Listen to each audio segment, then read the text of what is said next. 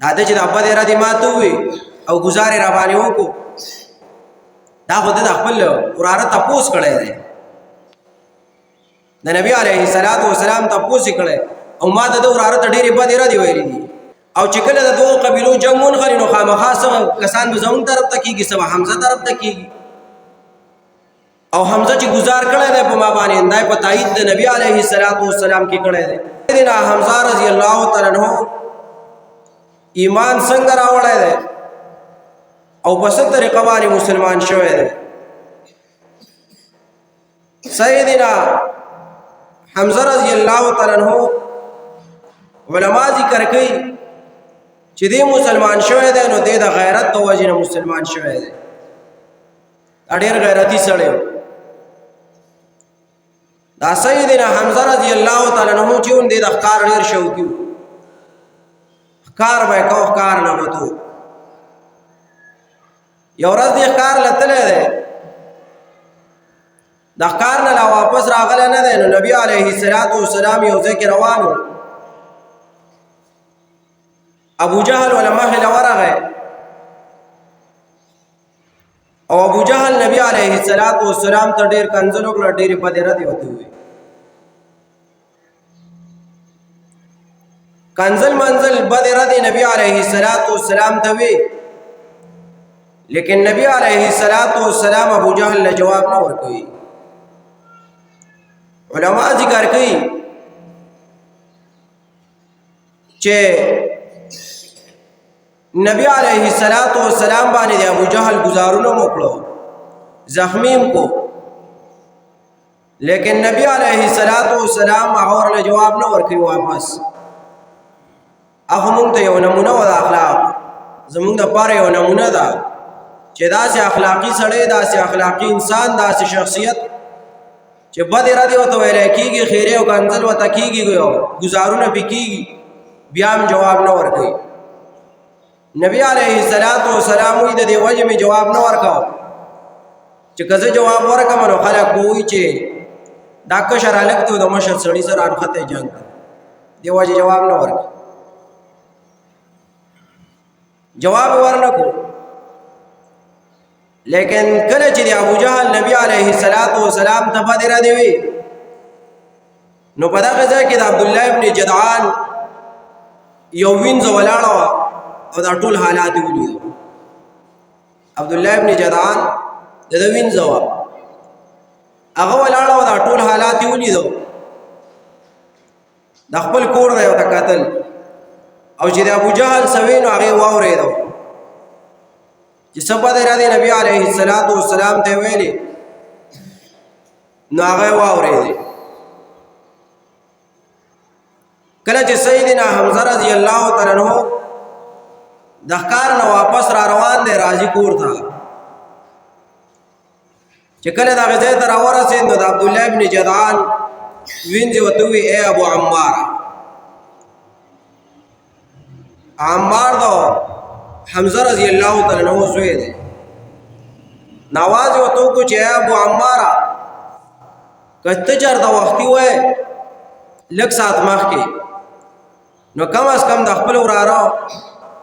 مرسته خو به دې کړې وه د هغه طرفه څه جواب خو به دې کړی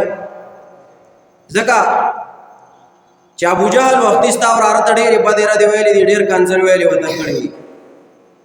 نو چې ته وختي موجود وای نو تا به څه لږه ډېره دفاع د خپل وراره کړې وه نبي علیه الصلاۃ والسلام د سیدنا حمزه رضی الله تعالی عنہ وراره دی نو تا به څه دفاع کړې وه هغه وایي ښه ابو جهل زما وراره ته کنځل او بدې ردې او راټنه کړې ده زه به اوس د ابو جهل خوښ شم دی به زما نه څوک خلاص کړي دا غیرتي خلک وښه په خپل قام قبیله باندې غیرت کو دا دغه وخت دی چې حمزه رضی الله تعالی عنہ له ایمان نه دی راوړی لا کافر دی ایمان نه دی راوړی لیکن قام قبیله یو ده وراره دی نو په هغه ننګ کوي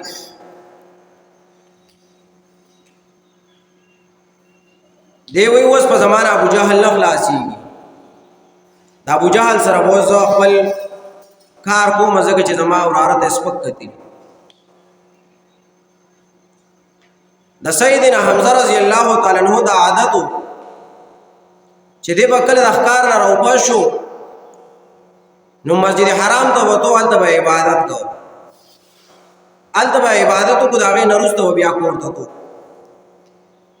دا چې مسجد حرام کې به عبادت کو نو په دې وخت کې دوی لا به نبي علیه السلام باندې ایمان راوړی نه دی، دوی په دین ابراهیمي باندې دي. نو چې ابراهیم علیه السلام به په کومه طریقه باندې عبادت کو نو په هغه طریقه باندې د خلکو به عبادت کو چې په هغه باندې ایمان لا په نبي علیه السلام ایمان راوړی نه دی، داسې عبادت کوي نه لکه زمونږ په شان. نو هغه زړه طریقه باندې عبادت کوي، کومه طریقه باندې چې به ابراهیم علیه السلام عبادت کو، په دغه طریقه باندې به عبادت وکړو چې ابراهیم علیه السلام په کومه طریقه کو. د هغې نه وروسته به بیا کور ته تو. کله چې حمزه رضی الله تعالی عنہ مسجد حرام ته لاړ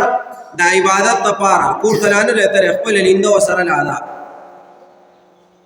چې وای کتل نو ابو جهل لعین ناس دی په مسجد حرام کې. دی خدا غزه نه غوسو د عبد الله ابن جدعان وینځي وته ویلو چې وراره ته د بعد رد ویلي دی دا غزه نه قاریدل راغله ده. خدا د خدا پته نشته چې ابو جهل لال تناس دی. دی خو چې عبادت په کومه زړه طریقه مې دا چې عبادت په کوم بیا بزم بیا وسره ګورم. کله چې دې څنګه لاړ مسجد حرام ته نو ابو جهل باندې نظر ولګېد نو غوسه خو د مخ کې نو نور اولم غوسه وراله او نیغ لاړ په ابو جهل پسې او دا لیندې ورته الټه کړه او په دې الټه طرف د لیندې ورله دا مازغو وویل سرې ولې ابو جهل له سر و سرې علماء کو ویني برامات دي. دا ابو جهل سره خپل کسان ناس دي قریش. ابو جهل چې قریشي دي، قریش د خاندان نه د سره د قریش نور خلک ناس ته چې لا ایمان نه دی راوړی. دا خلک را پاسې دو دا قریش رانی شو زمون په مشر گزارو مونږ اوس تاسو کو دا دي لکه سړی په مشر چې گزارو چې خامخا کشر برانديږي دوی را برن شو. ابو جهل ته پتا و اړیر سیاسي سړی چې کچارته دا کسان په زما د عملګری چې قریش کدوی په سیدنا حمزه رضی الله تعالی عنہ باندې گزارو کی نو د سیدنا حمزه رضی الله تعالی عنہ دا غزان له بنو هاشم قبیله والے ده. نو بنو هاشم ټول راشي نو د دوه قبیلو جنگ ونخري او خيار هډیر ده او چې کله د دوه قبیلو جنگ ونخري نو خامخا کسان به زمون طرف ته کیږي سبا حمزه طرف ته کیږي او حمزه چې گزار کړی دی په ما باندې اندای په تایید د نبی علیه السلام کې کړی دی. نو چې زما کسان په دو گزارو کې د داغ براشي په مونږ گزارونو کې جنگون خري د دوه قبیلو ځکه بنو هاشم او قریش یو د ډېر غټ خاندانونو دواړه د نبی علیه السلام خاندانونو دي. یو خوایتره ده بل خوایسه ده وراره ده د ترونو زامن دي ټول اړیک شریک. نو د سوچو کو کچرتا گزارو شنو خاندانونو انخلی نو دیو تسوی نالکه گزارو نه کوي دا چې د ابا دې را دي ماتو وي او گزارې را باندې وکړو دا خو د خپل وراره تپوس کړی دی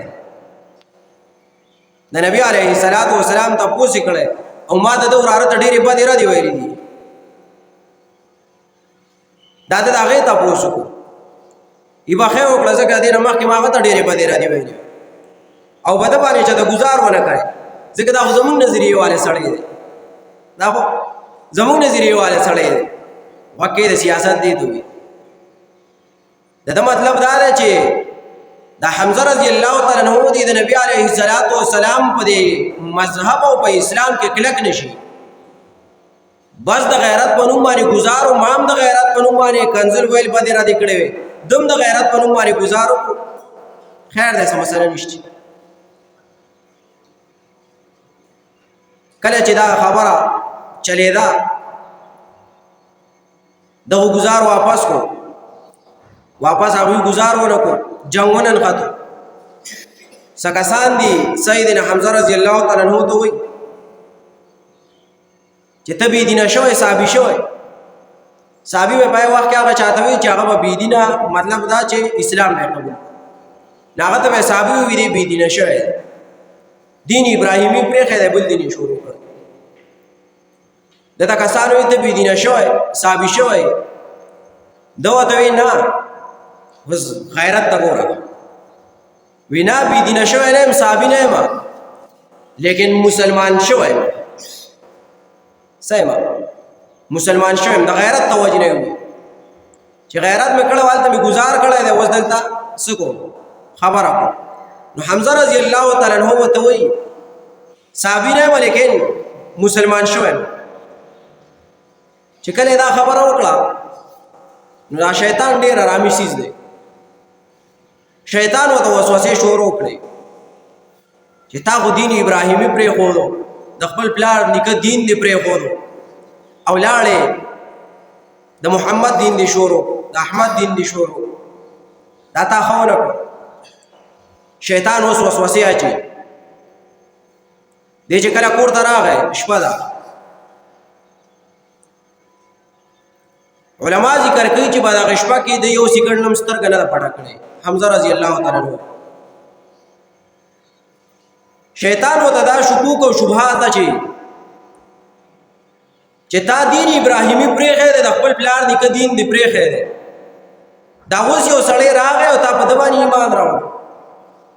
دا شکوک او شبهات مخې ته راځي، او کله چې هم داسې شبهات مخې ته راشي نو سړي له بیا خوب نه ورځي. ځکه سړی چې ملک پرېږدي، ملک علاقه، بل ملک ته لاړ شي پیسو ګټلو لا یا هسې لاړ شي، هلته ورله خوب نه ورځي چې لا خپل مکمل دین پرېږدي، هلته بیا څه خوب ورشي، دله خوب نه ورځي. اوس چې څنګه سار شو، سار لاړ ډایرکټ مسجد حرام ته. د پلار نیکه عبادت خانه خو ته معلومه وه، دا خو د ابراهیم علیه السلام بلکې د هغه نه مخکې را روانه وه. د دې مونږ تفصیل کړی و چې کعبه چا اول جوړه کړې وه. دا یې وخت نه کعبه وه، دوی خو په دین ابراهیمي باندې ولاړ کعبې ته، او هلته یې دا دعا وکړه د الله نه، رب نه یې دا سوال وکړو چې الله ما چې دا کوم دین قبول کړی دی، که چېرته دا دین حق او رښتینی نو الله زما زړه په هغې باندې کلک کو، زما زړه به مطمئن کا. او که چېرته دا دین حق نه نو بیا ما ته بل څه لار وښیه چې په هغې باندې روان شم. چې دا دعا یې وغوښته نو هغه دعا ول الله قبوله کړه. دعا یې قبوله شوه، ځکه ټوله شپه پریشان و، خوب یې نه و کړی، او دا غم ورسره چې څه چلو کوه. نو چې دعا یې وغوښته د الله نه مسجد حرام کې، نو الله ولې فورا هغه دعا قبوله کړه. دغه وخت کې دی لا د نبي علیه السلام خواله راغلی نه دی، ځان نه دی، اسلام یې قبول کړی دی، لیکن لا د نبی علیه السلام سره میلاو شوی هم نه دی، او لا چاته پته هم نشته. دې ځان مطمئن کړي اول چې الله وله دعا قبوله کړه او د ده زړه یې کلک کړو په ایمان او په اسلام باندې. دی راغی د نبي علیه السلام خواله، نبی علیه السلام ته څه وایي؟ اشهد انک لصادقون. نبی علیہ السلام تو اشہد انک لصادقون شہادت المصدق والمعارف. نبی علیہ السلام تو اید اللہ نبی، اید اللہ رسولام، اید اللہ را لکلی استازیام، ز شہادت کو مازدہ گواہی ورکومام چترشتین پیغمبریم، اشہد انک لصادق. विजदा गवाही वर्कोमा चित्त रिश्तीने पैगंबरेम दा से गवाही वर्कोमा चिजस्ता तस्दीक कोमा ता पेजनमा ता वसुम पेजनमा मकिम तमा पेजंदले जदा गवाही वर्कोमा चित्त ढेर रिश्तीने अमानतदार सड़े नबी अलैहिस्सलातु वस्सलाम तो सड़े मुतमईन ने उस पर ईमान वाली पे इस्लाम वाली उस लगते मुतमईन या नबी अलैहिस्सलातु वस्सलाम तो चे वरारो दस्ता दीन दे चे दो सपोरे जमा शक व तरद्दुद पदे के शुकूक व शुबहात चमा दान कबला लेकिन उस जाल अलान दा खबर को चमा पता ईमान रावड़े दीनी इस्लाम में कबूल करे दे और चित्त कम खबर कह पागेवानी जमा अमल और कपदी लार के पदी दीनी इस्लाम बारे माल सूक दा टूल दुनिया और पदी दुनिया के चिदा सदी दा टूल माल राकी दी दीन इस्लाम के नकबल हमजा रजी अल्लाह ताला अन्हु तसवी दा अरसो दा टूल दुनिया दा समाल और हाल चिदे दा जपदे टूला दा टूल दुनिया पर दीन इस्लाम के न बदलो बिया पागे बस अशार हुए उगदा अशार हुए हमजा रजी अल्लाह ताला अन्हु खुतबा के मामा की हुई हमजा रजी अल्लाह ताला अन्हु सवे हमिदुल्लाह हिना हदा फुआदी इलल इस्लाम वद्दीनिल हनीफ लदीनुन जामिर रब्बिल अजीज खबीरिन बिल इबादी बिहिम लतीफ इज़ा तुलियत रसाइलुहु अलैना तहद्दर दमु ज़िल्लुबिल हसीफ प्यार पसी हुई रसाइल जा अहमद मिन हुदाहम बिआयातिम मुबय्यिनातिल हुरूफ व अहमद मुस्तफ़ा फीना मुताउम फला तग़शूहु बिल क़ौलिल अनीफ फला वल्लाहि नुस्लिमुहु लिक़ौमिन वलम्मा नक़ज़ी फ़ीहिम बिस्सुयूफ़ उगदा अशारी वाली दिया बस हमजा रज़ी अल्लाह ताला अन्हु बड़े तरीक़ा वानी ईमान रावड़े देते सवी देते ईमान व ईमान